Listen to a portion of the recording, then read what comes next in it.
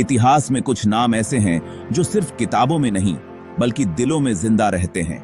ये नाम समय की धूल में खो नहीं जाते बल्कि हर पीढ़ी को अपनी छाप छोड़ते हैं। आज हम बात करेंगे उस शेर दिल योद्धा की जिसकी दहाड़ ने 7 समंदर पार बैठी सल्तनत को हिला दिया। Tipu Sultan, tiger of Mysore. उनका नाम सुनते ही साहस, संघर्ष और आजादी की तस्वीर उभर आती है। टीपू सुल्तान का नाम सिर्फ एक शासक का नहीं बल्कि उस जज्बे का प्रतीक है जो आजादी के लिए हर हद पार कर सकता है। वे अपने समय के सबसे प्रगतिशील और दूरदर्शी नेताओं में से एक थे जिनकी सोच अपने युग से कहीं आगे थी।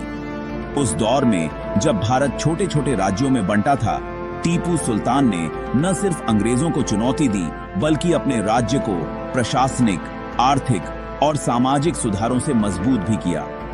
उन्होंने किसानों, व्यापारियों और आम जनता के लिए नई नीतियां लागू की जिससे मैसूर एक समृद्ध और शक्तिशाली राज्य बन सका। उन्होंने साबित किया कि असली आजादी सिर्फ सीमाओं की नहीं बल्कि विचारों की भी होती है। उनकी सोच थी कि जब तक मन और आत्मा स्वतंत्र नहीं होंगे तब तक सच्ची आजादी अधूरी है।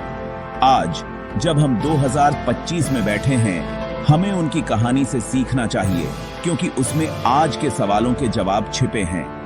टीपू सुल्तान की विरासत हमें बताती है कि चुनौतियों से डरना नहीं बल्कि उनका सामना करना चाहिए। तो चलिए इतिहास के पन्ने पलटते हैं और उस महान योद्धा की जिंदगी के सफर पर चलते हैं जिसने शेर की तरह जीना और मरना चुना। उनकी कहानी आज भी हर भारतीय के दिल में जोश भर देती है। यह सफर आपको प्रेरित करेगा और सोचने पर मजबूर भी। शायद इसी में छुपा है हमारे भविष्य का रास्ता। हर महानायक की नींव उसके बचपन में ही रखी जाती है। बचपन के अनुभव, संस्कार और शिक्षा ही किसी व्यक्ति के चरित्र और भविष्य की दिशा तय करते हैं।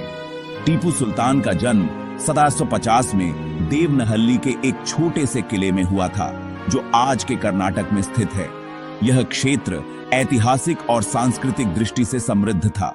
उनके पिता हैदर अली एक साधारण सैनिक से शासक बने। हैदर अली की संघर्षशीलता और दूरदर्शिता ने टीपू के जीवन को गहराई से प्रभावित किया। हैदर अली ने टीपू को पारंपरिक और आधुनिक शिक्षा दोनों दिलवाई। उन्होंने सुनिश्चित किया कि टीपू को ज्ञान के हर क्षेत्र में दक्षता मिले। टीपू ने कन्नड़, फारसी, अरबी और उर्दू जैसी कई भाषाएं सीखी जिससे वे अपने राज्य के लोगों और विदेशी दूतों से संवाद कर सके। उन्होंने कुरान, न्याय शास्त्र और इतिहास का गहन अध्ययन किया जिससे उनमें नैतिकता और न्याय की भावना विकसित हुई। उनकी शिक्षा सिर्फ किताबों तक सीमित नहीं थी बल्कि व्यवहारिक ज्ञान पर भी जोर दिया गया। हैदर अली ने उन्हें युद्ध कला, घुड़सवारी, तलवारबाजी और तीरंदाजी में भी निपुण बनाया। टीपू ने बचपन से ही अनुशासन और साहस सीखा। सिर्फ 15 साल की उम्र में टीपू ने अपने पिता के साथ पहले एंग्लो मैसूर युद्ध में हिस्सा लिया जहां उन्होंने असली युद्ध का अनुभव प्राप्त किया। उन्होंने युद्ध की बारीकियां, रणनीति और नेतृत्व की कला सीखी जो आगे चलकर उनके लिए अमूल्य सिद्ध हुई। हैदर अली ने फ्रांसीसी अधिकारियों से टीपू को यूरोपीय सैन्य रणनीति और तकनीक सिखवाई जिससे टीपू ने आधुनिक युद्ध के नए आयाम समझे। इससे टीपू को आधुनिक सेना, हथियारों और अनुशासन का महत्व समझ में आया जो उस समय के लिए क्रांतिकारी था। यह प्रशिक्षण उनके भविष्य के सैन्य अभियानों की सफलता की नींव बना और उन्हें एक कुशल सेनापति के रूप में तैयार किया।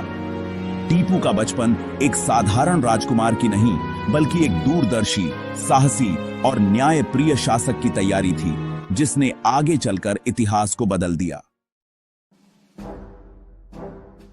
1798 में हैदर अली के निधन के बाद टीपू सुल्तान ने युद्ध के बीच मैसूर की गद्दी संभाली। उन्होंने सेना के आधुनिकीकरण को तेज किया, पैदल सेना, घुड़सवार सेना और तोपखाने को यूरोपीय तर्ज पर संगठित किया। सैनिकों को बेहतर प्रशिक्षण और आधुनिक हथियार दिए गए।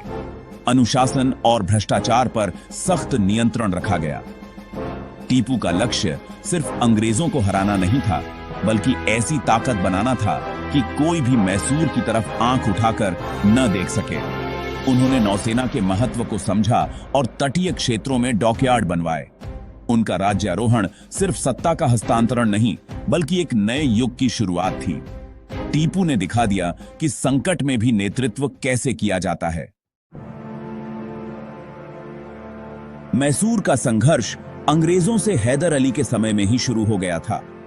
दक्षिण भारत की इस रियासत ने अंग्रेजों के बढ़ते प्रभाव को चुनौती देने का साहस दिखाया, जब बाकी भारतीय राज्य या तो तटस्थ थे या अंग्रेजों के साथ समझौता कर रहे थे।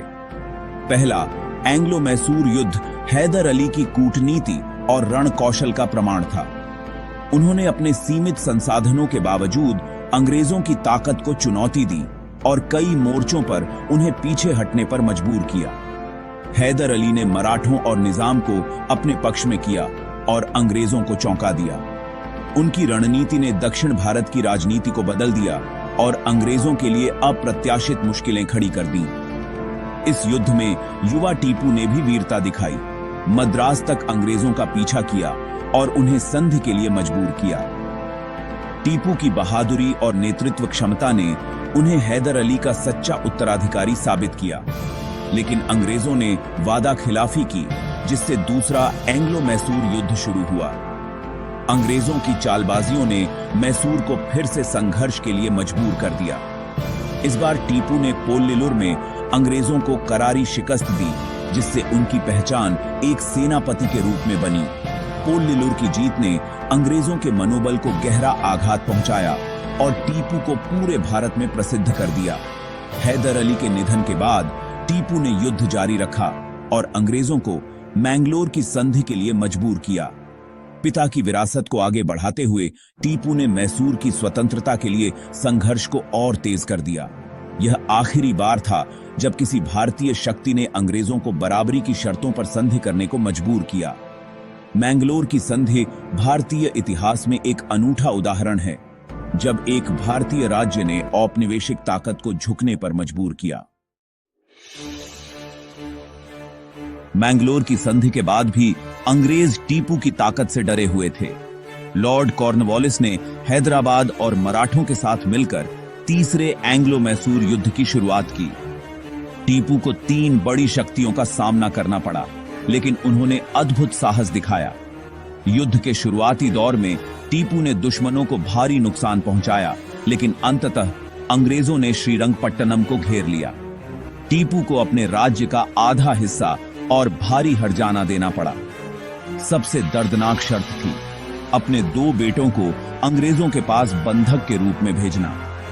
यह हार टीपू के हौसले को नहीं तोड़ सकी, बल्कि बदले की आग को और तेज कर गई। उन्होंने फिर से ताकत जुटाने की ठान ली। टीपू सुल्तान सिर्फ योद्धा नहीं, एक दूरदर्शी प्रशासक भी थे। उन्होंने प्रशासन, अर्थव्यवस्था और समाज में कई क्रांतिकारी सुधार किए। उन्होंने नया कैलेंडर, सिक्के और माप तौल की प्रणाली लागू की, जिससे राज्य में व्यवस्था और दक्षता आई। टीपू और हैदर अली ने युद्ध रॉकेट को घातक हथियार में बदला, जिसने अंग्रेजों को चौंका दिया। कृषि को बढ़ावा देने के लिए बांध, नहरें बनवाईं और किसानों को राहत दी। उन्होंने व्यापारिक कंपनियां स्थापित की और विदेशी व्यापार को प्रोत्साहित किया। टीपू की नीतियां धर्मनिरपेक्ष थीं। उन्होंने हिंदू मंदिरों को संरक्षण दिया और सभी प्रजा के कल्याण के लिए काम किया। उनका सपना था आधुनिक, आत्मनिर्भर और न्यायप्रिय राज्य। श्रीरंगपट्टनम की संधि के बाद भी टीपू ने हार नहीं मानी। उन्होंने अपनी सेना को फिर से संगठित किया और फ्रांसीसियों से मदद मांगी। अंग्रेजों ने टीपू पर फ्रांसीसियों के साथ साजिश का आरोप लगाया और सहायक संधि का प्रस्ताव रखा, जिसे टीपू ने ठुकरा दिया। 1799 में अंग्रेजों ने निजाम और मराठों के साथ मिलकर चौथा और अंतिम एंग्लो मैसूर युद्ध छेड़ दिया। अंग्रेजों की सेना विशाल थी, लेकिन टीपू ने बहादुरी से मुकाबला किया।